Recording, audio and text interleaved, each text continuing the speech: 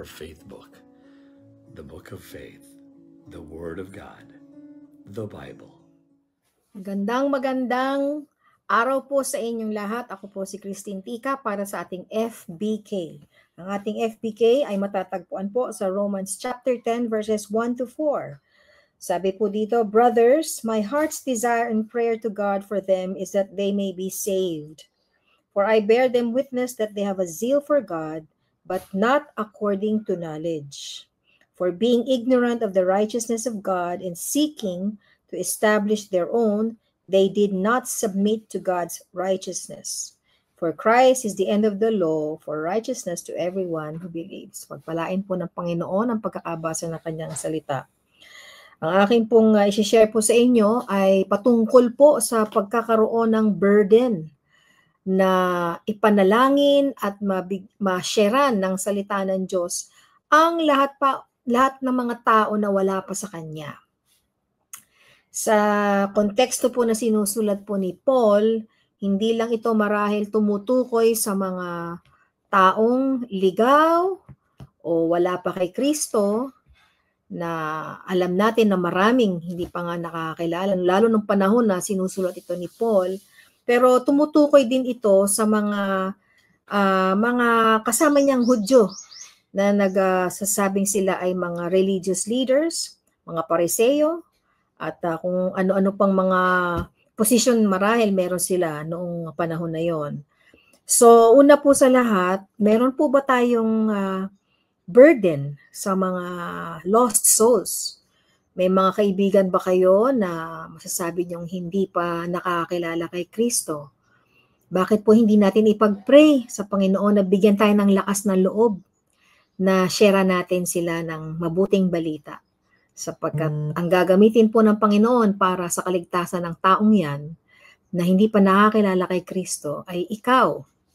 So, maging challenge po sana sa atin ngayon ang nabasa natin mula sa Romans chapter 10 verses 1 to 4. Pero maganda rin po siguro na i-consider natin yung mga, sabihin na nating lumaki sa simbahan, na akala nila, porket nasa loob sila ng church, lumaki sila sa simbahan, ay ligtas na sila o meron na silang salvation o katiyakan na talagang meron silang personal na ugnayan at relasyon sa Panginoon.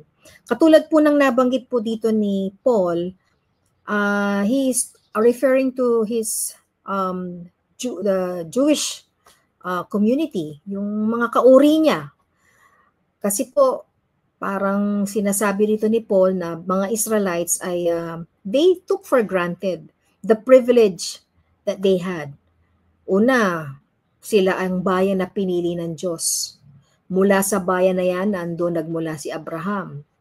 Diba? Si Moses, si Jacob, Isaac. Nanggaling sila sa ganoong lahi. At kung minsan, hindi nila na-appreciate yun. Bakit? Kasi sabi ni Paul, they refuse to obey the law. Not literally the law, but the good news, the gospel of Jesus Christ. And then they also took for granted the fact that the covenant was made by God. God made a covenant with them. Naalala niyo po yon sa Bible, yung si covenant ng Panginoon kay Abraham, kay Moses, and David. Diba?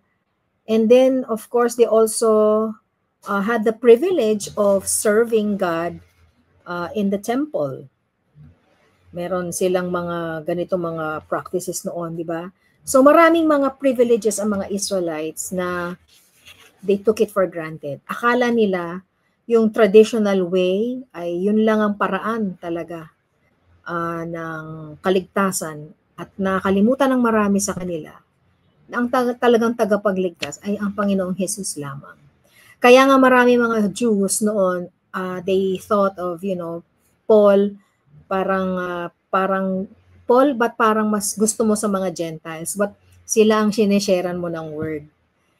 Diba? Pero ang totoo niyan, sa mata ng Panginoon, ginamit talaga ni Lord si Paul para mag-share ng gospel sa Gentiles. Kumbaga inalis ng Panginoon si Paul sa sa realm ng mga Jews para siya ang parang naging missionary na pinadala ng Panginoon para mag-share ng gospel sa mga tao.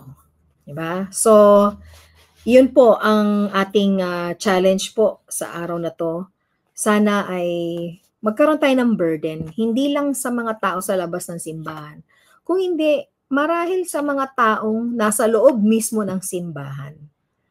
Maaaring sa konteksto natin, hindi man tayo mga Hudyo, pero baka may mga kapatiran tayong lumaki sa simbahan, kasama natin, at andun sila sa loob ng church, nagsiserve kay Lord, pero actually, they are living a double standard life. Yun ang mahirap po, na hindi po natin ipinapamuhay talaga ang pagiging Kristiyano natin. At yun ang mga taong dapat ipag-pray din natin. Kung meron tayong burden sa mga lost souls, I think we should also have a burden for our church community, yung mga kasama natin sa church. May pag-pray natin, lalo na pag meron tayong nababalitaan na kapatirang lumalayo sa Panginoon na nagbabackslide, ipag-pray po natin sila na sila ay manumbalik sa Panginoon.